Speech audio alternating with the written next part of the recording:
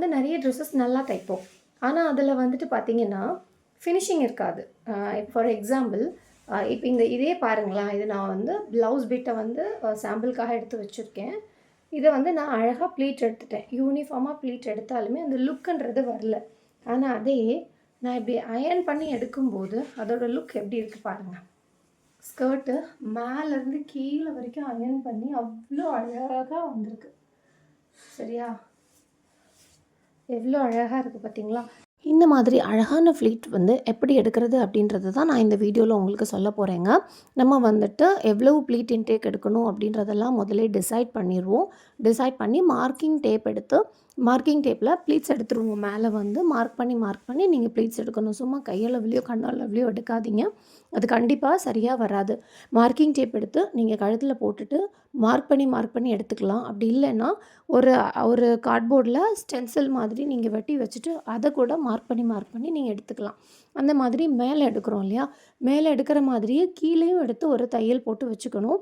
வச்சுட்டு நீங்கள் டேபிளோட ஒரு கார்னரில் வந்து இந்த கிளாத்தை வந்து சாரீ ப்ளீட்டிங்க்கெல்லாம் யூஸ் பண்ணக்கூடிய ஒரு பிக் கிளிப் இருக்கும்.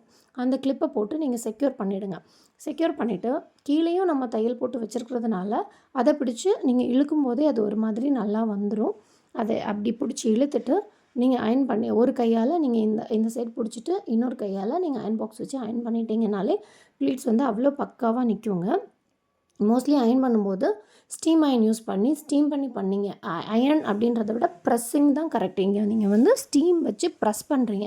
ப்ரெஸ் பண்ணும்போது அது ரொம்ப நல்லாவே நிற்கும். அதுக்கப்புறமா வந்துட்டு அந்த கிளிப்ஸ் எல்லாம் எடுத்துகிட்டு நான் அடுத்த செட்டு வைக்கிறேன். அடுத்த செட்டு வச்சு நம்ம இந்த மாதிரி எடுத்து பண்ணும்போது நல்லா வரும். இது வந்து வெறும் அயர்னிங் அப்படின்றது கிடையாது. சின்ன சின்ன விஷயங்கள் நிறைய இருக்குது. நம்ம வந்து பெரிய விஷயங்கள் ஆப்வியஸ்லி இருக்குது.